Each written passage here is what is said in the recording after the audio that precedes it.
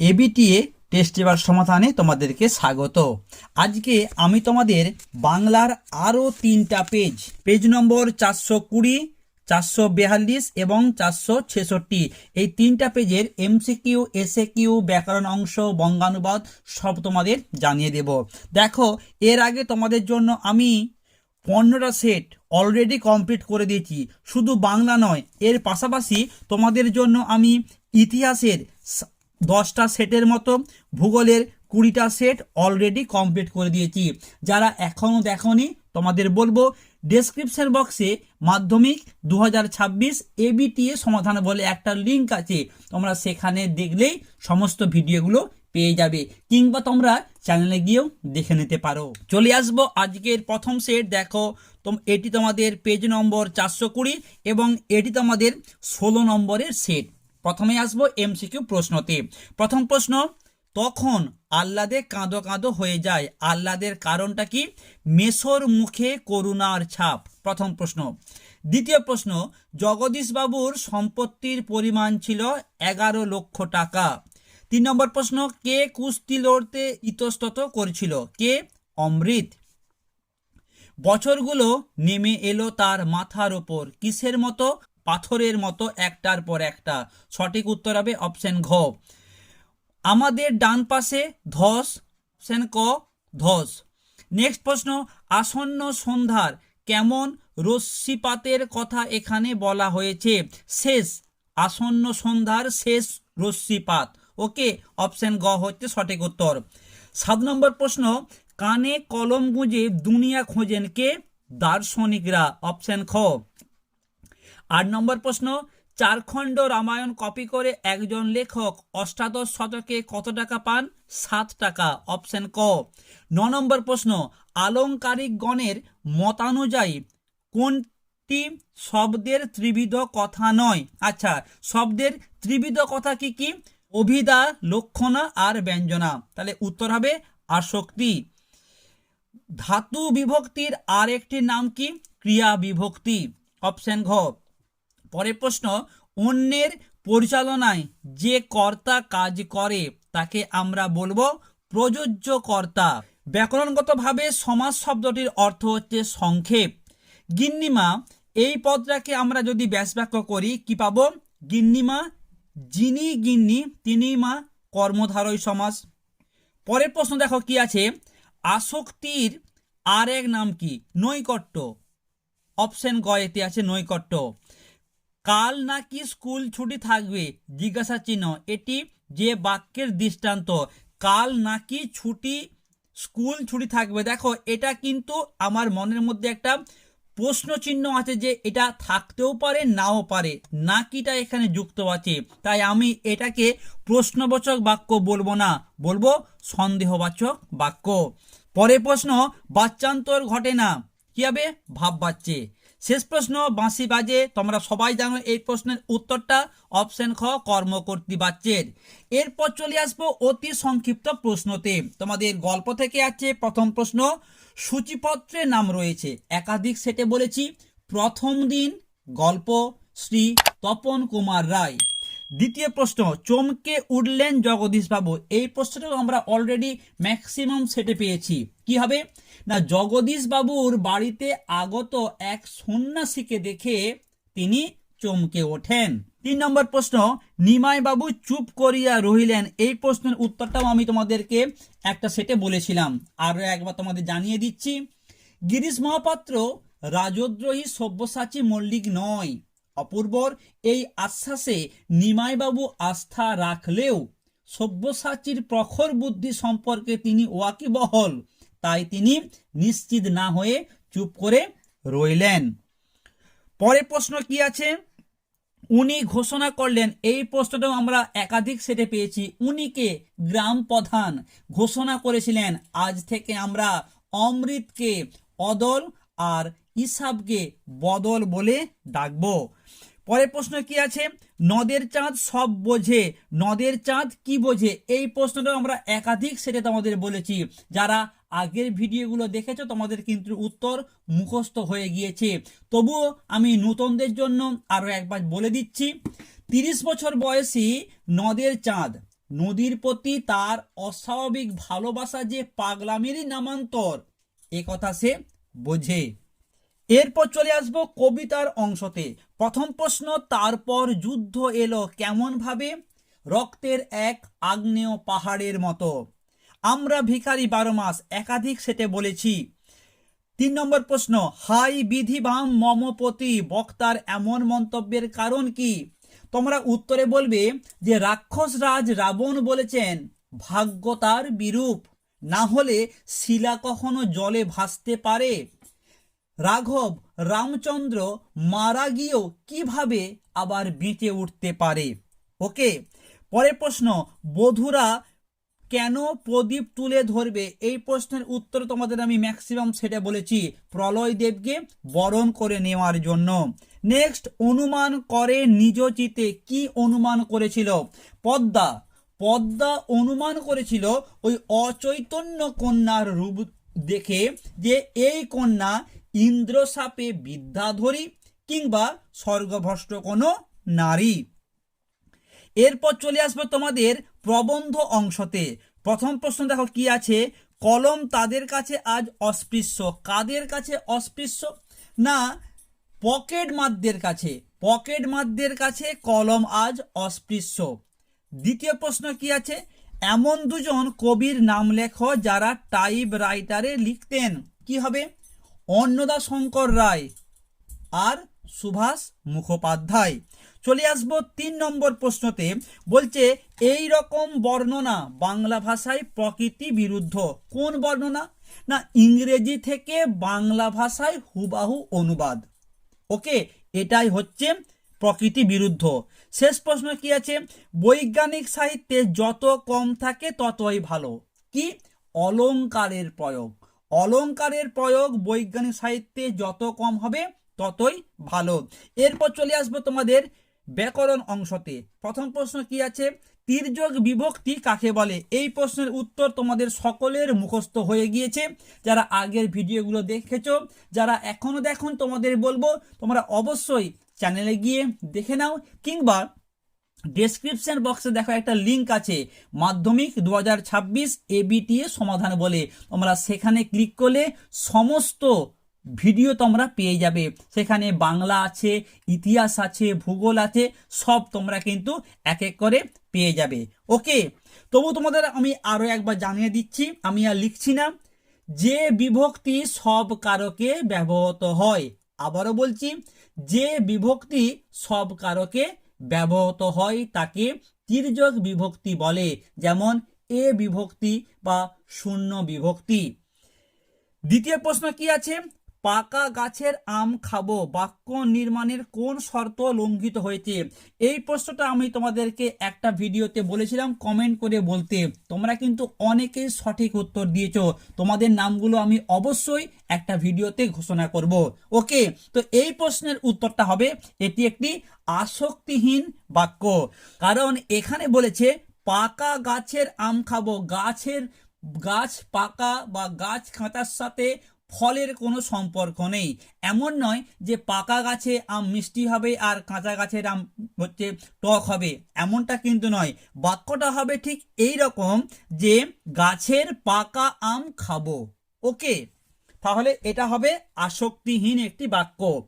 3 নম্বর প্রশ্ন, অস্ত্র রাখো চিহ্নটি কারক বিভক্তি নির্ণয় করো। আচ্ছা, অস্ত্র, অস্ত্র কি হবে? কর্মকারক। কি রাখো? অস্ত্র রাখো। অস্ত্র শূন্য বিভক্তি, তাহলে অস্ত্র হচ্ছে কর্মকারকে শূন্য বিভক্তি। পরের প্রশ্ন কি আছে, বহুরূপী ব্যাস বাক্য সহ সমাস। বহুরূপী কি হবে? বহুরূপ যার, বহুব্রী সমাস। নেক্সট, নিরপেক্ষ কর্তার উদাহরণ দাও। এই প্রশ্নের উত্তরটা তো ম্যাক্সিমাম সেটাতে আমরা পাচ্ছি, তুমি এলে আমি যাব। উপমান ও উপমিত কর্মধারয় সমাসের মধ্যে পার্থক্য লেখা। খুব গুরুত্বপূর্ণ প্রশ্ন, এটাও আমরা ম্যাক্সিমাম সেটাতে কিন্তু পেয়েছি। ওকে, তোমাদেরকে আমি এটা আরো একবার জানিয়ে দিচ্ছি। উপমান কর্মধারয় সমাসে দুটি পদের একটি পদ বিশেষ্য, অপরটি বিশেষণ। আর উপমিত কর্মধারয় সমাসে দুটি পদই হবে বিশেষ্য। পরের প্রশ্ন কি আছে, বুড়ো মানুষের কথাটা শোনো, কর্মবাচ্যে রূপান্তরিত করো, কি হবে? দেখো, এই প্রশ্নের উত্তরটা তোমরা বলতে পারো যে বুড়ো মানুষের কথাটা শোনা হোক, কিংবা তোমরা বলতে পারো যে বুড়ো মানুষের কথা তোমার দ্বারা শোনা হোক। ওকে, পরের প্রশ্ন কি আছে? সম্বন্ধ পদ ও সম্বোধন পদ কি? দেখো, এই সম্বন্ধ পদ আর সম্বোধন পদ হচ্ছে অকারক। ঠিক আছে, সম্বন্ধ পদ কাকে বলে তোমাদের জানিয়ে দিই। যার সঙ্গে অন্য কোনো কিছুর সম্বন্ধ থাকে তাকেই বলবো আমরা সম্বন্ধ পদ। যেমন ধরো, আমি বলতে পারি যে মায়ের ছবিটি সঙ্গে নিয়ে যাস। ঠিক আছে, আর সম্বোধন পদ কি?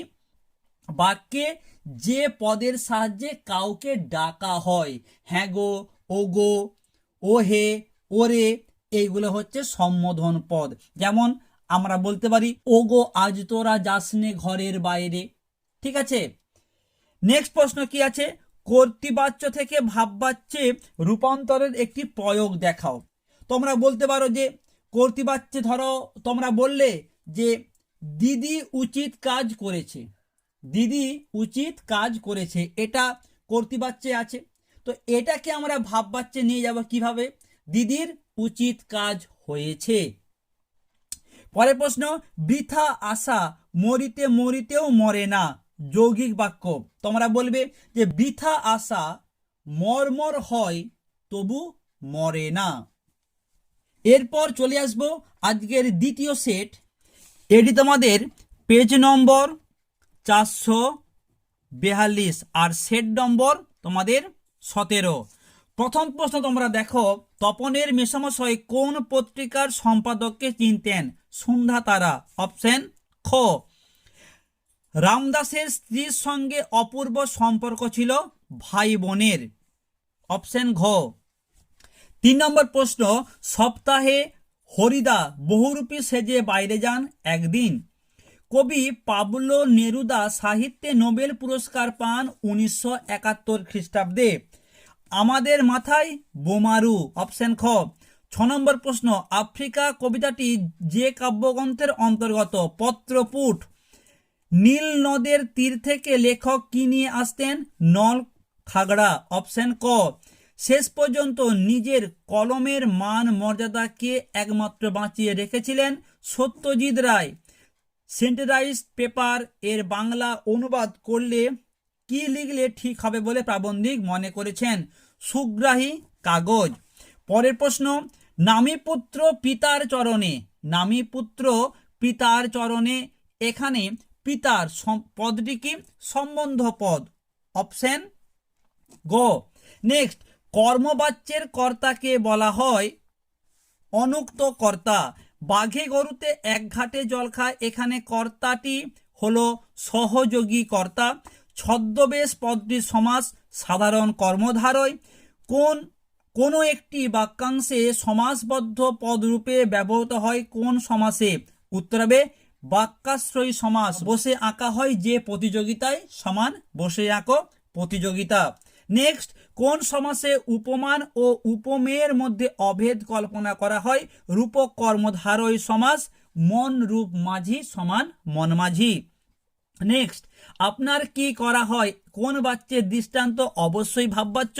শেষ প্রশ্ন, কি আর প্রাধান্য থাকে? ভাববাচ্যে।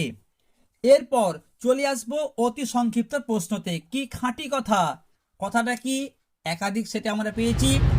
আমার তো মা আছে আমাকে বাঁচানোর জন্য, অমৃতের কথা।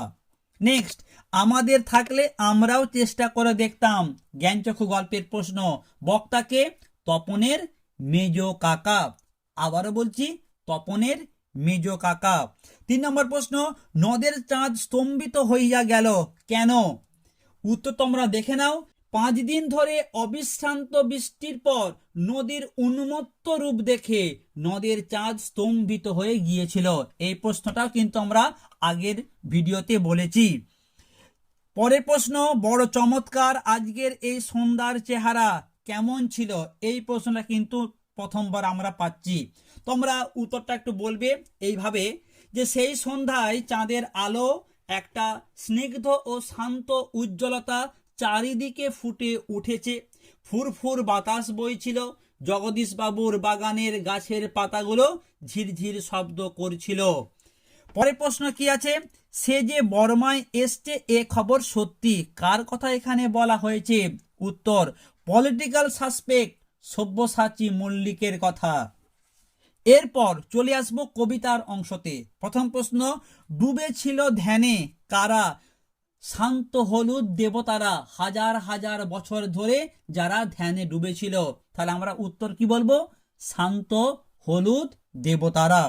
নেক্সট, আমাদের ইতিহাস নেই, একাধিকবার বলেছি, তবু তোমাদের আরো একবার জানিয়ে দিচ্ছি। সাধারণ মানুষ কোনোদিনই ইতিহাসে স্থান পায় না, তাই ইতিহাস জনসমক্ষে প্রতিফলিত হয় না, তাই এমন উক্তি। নেক্সট, কৃপণ আলোর অন্তঃপুরে, আলোকে কৃপণ বলা হয়েছে কেন? এই প্রশ্নের উত্তরটা তোমাদের আগের ভিডিওগুলোতে জানিয়েছি, আরো একবার তোমাদের বলে দিচ্ছি, দেখে নাও। সৌর জগতের সূর্যের আলো পৃথিবীর উপর পড়লেও অরণ্য সংকুল আফ্রিকায় তার প্রবেশ খুব ছিল কম, সেই জন্যই তাকে কৃপণ বলা হয়েছে। নেক্সট কি আছে, নামী পুত্র পিতার চরণে, পিতা ও পুত্রকে, পিতাকে রাক্ষসরাজ রাবণ আর পুত্র ইন্দ্রজিৎ। সিন্ধু তীরে দেখি দিব্যস্থান, দিব্যস্থানটি কেমন ছিল? তোমরা কি বলবে? দিব্যস্থানটি ছিল ফুল ফলে সুসজ্জিত, সেখানে দুঃখ কষ্ট নেই, সত্য ধর্ম ও সৎ আচরণ যেখানে পালন করা হয়। ওকে, এরপর চলে আসবো তোমাদের প্রবন্ধের অংশতে। প্রথম প্রশ্ন কি আছে, এখন পালকের কলম কোথায় দেখা যায়? সরস্বতী পুজোর সময়। দ্বিতীয় প্রশ্ন, একজন বিদেশি সাংবাদিক লিখেছিলেন, কি লিখেছিলেন?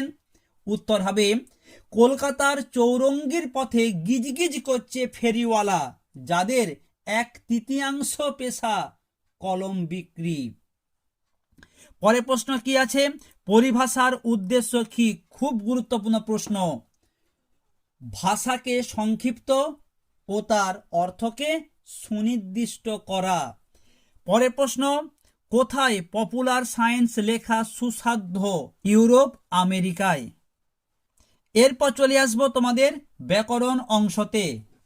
সমধাতুজ কর্মের একটি উদাহরণ দাও। সমধাতুজ কর্ম একাধিকবার বলেছি, তবু তোমাদেরকে বলে দিচ্ছি, আমি আর লিখছি না। প্রলয় নাচন নাচলে যখন হে নটরাজ। আবারও বলছি, প্রলয় নাচন নাচলে যখন হে নটরাজ। এখানে নাচনের নাচ আর নাচলের নাচ, নাচ ধাতু থেকে এসছে। ওকে, দ্বিতীয় প্রশ্ন কি আছে, শূন্য বিভক্তি কাকে বলে? ম্যাক্সিমাম সেটি আমরা এই প্রশ্নের উত্তর পেয়েছি।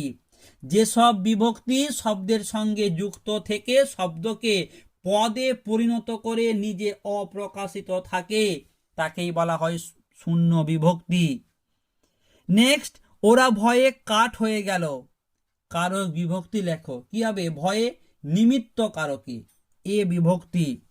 4 নম্বর প্রশ্ন, বহুব্রী সমাসে বহুব্রী কথার অর্থ কি? বহুব্রী, বহু ব্রীহি আছে যার, অর্থাৎ বহু ধান আছে যার, এক কথায় জমিদার। নেক্সট, সে ভয়ানক দুর্লভ জিনিস, দুর্লভ কি হবে?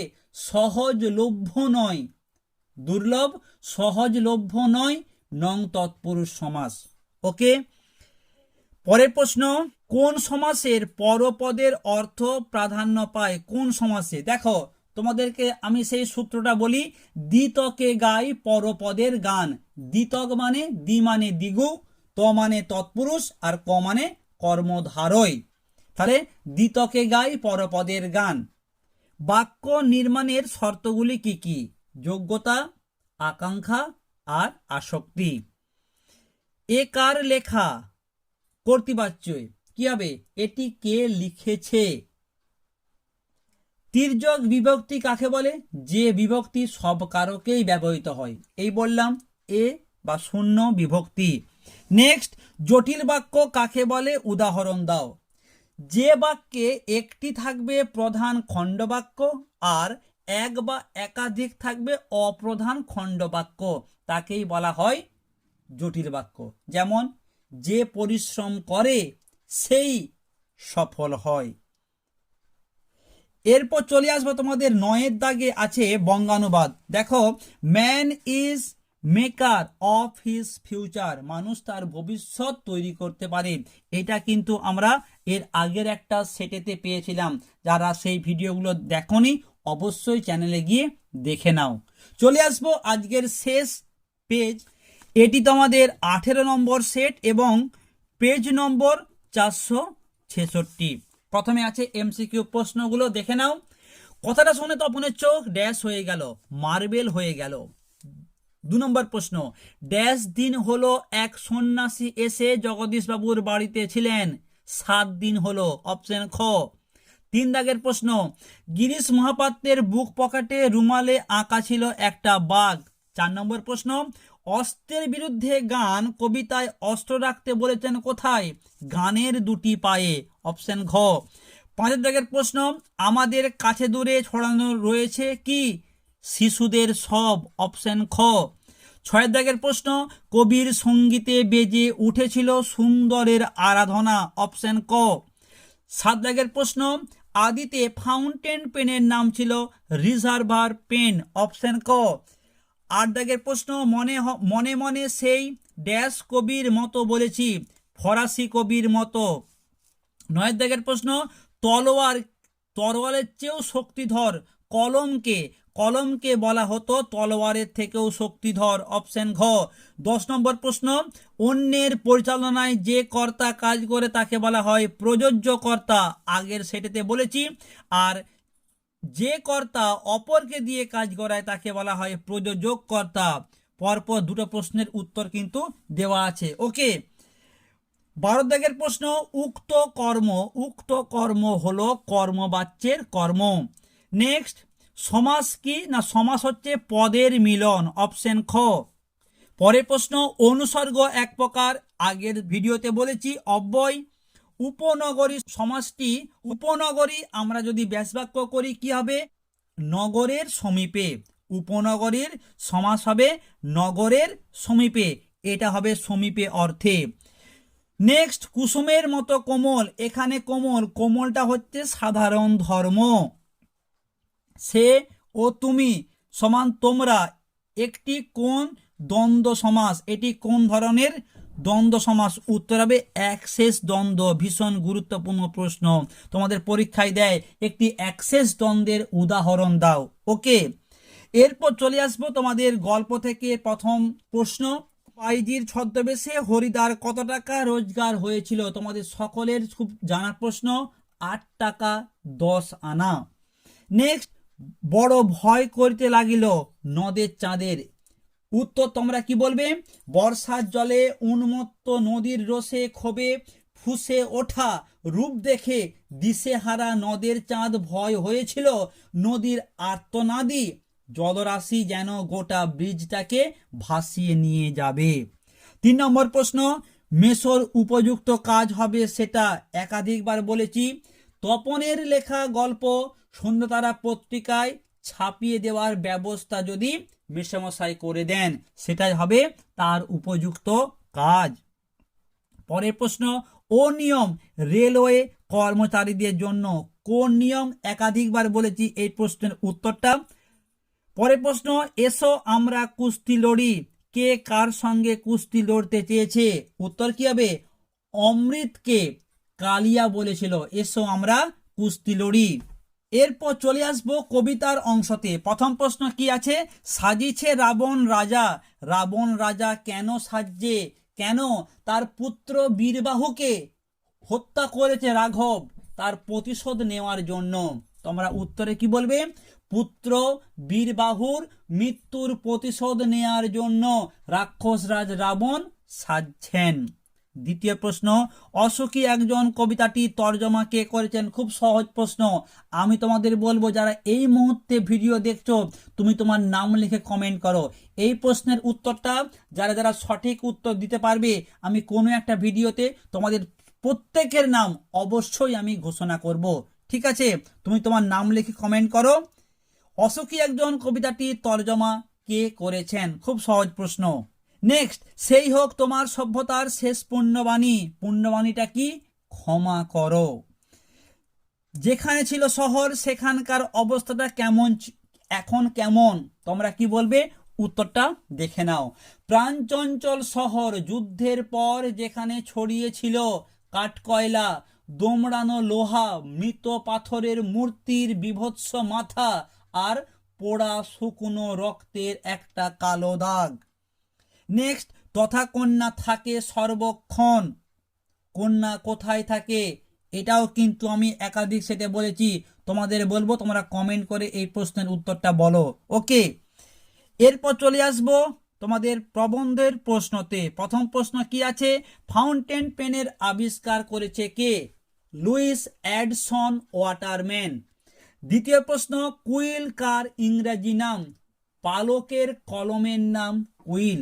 পালকের কলমের নাম কুইল। নেক্সট, ছেলেবেলায় রাজশেখর বসুকে কার বাংলা জ্যামিতি পড়তে হয়েছিল? কি হবে? ব্রহ্মমোহন মল্লিকের। ব্রহ্মমোহন মল্লিকের। পরের প্রশ্ন, কলকাতা বিশ্ববিদ্যালয় পরিভাষা সমিতি নিযুক্ত করেছিল কত সালে? 1936 সালে। এরপর চলে আসবে তোমাদের ব্যাকরণ অংশতে। প্রথম প্রশ্ন, অনুক্ত কর্তা কাকে বলে? একাধিক সেটে বলেছি। কি হবে? কর্মবাচ্যে ও ভাববাচ্যে কর্তা প্রধান রূপে উক্ত না হওয়ায় একে অনুক্ত কর্তা বলে। যেমন, তোমার দ্বারা এ কাজ হবে না। নেক্সট, করণে বিপসার উদাহরণ দাও। পুষ্পে পুষ্পে ভরা সাকি, একাধিক সেটে বলেছি। 3 নম্বর, কোন সমাসে ব্যাস বাক্য হয় না? কি হবে? নিত্য সমাসের ব্যাস বাক্য হয় না। যেমন, যুগান্তর, অন্য যুগ, মতান্তর, দেশান্তর। ওকে, মন মাঝি ব্যাস বাক্য সহ সমাস। প্রথম সেট আজকে বলেছি। মন মাঝি কি হবে? মন রূপ মাঝি, রূপক কর্মধারয় সমাস। পরের প্রশ্ন, সমস্যমান পদ কি? ভালো প্রশ্ন। যে পদগুলির মধ্যে সমাস হয় তাকে সমস্যমান পদ বলে। যেমন, লোকের আলয়। কি হবে ব্যাস বাক্য? লোকালয়। নেক্সট, কর্মকারকে শূন্য বিভক্তির একটি উদাহরণ দাও। তোমরা কি বলবে? বুলবুলিতে ধান খেয়েছে। এই ধানটা হচ্ছে কর্মকারকে শূন্য বিভক্তি। পরের প্রশ্ন, নির্দেশকের কাজ কি? ভালো প্রশ্ন। নির্দেশকগুলি পদের বচনকে নির্দেশ করে। ওকে, পরের প্রশ্ন কি আছে? তির্যক বিভক্তি কাকে বলে? প্রথম সেটে এই প্রশ্নের উত্তর দিয়েছি। শেষ প্রশ্ন, শুদ্ধ বাক্যে 3টি শর্তের যে কোনো একটি লেখো। কি হবে? বাক্য গঠনের 3টে শর্ত কি কি? যোগ্যতা, আকাঙ্ক্ষা আর আসক্তি। যে কোনো একটা বললেই হবে। এখানে শেষ হলো আরও 3টি পেজের সম্পূর্ণ সমাধান। কেমন লাগলো অবশ্যই লাইক কমেন্ট করে জানাও। চ্যানেলটাকে সাবস্ক্রাইব করে পাশের বেল আইকনটা প্রেস করে নোটিফিকেশনটাকে অল করে দাও। পরবর্তী সেটগুলির সমাধান নিয়ে খুব তাড়াতাড়ি তোমাদের সাথে ফিরে আসছি।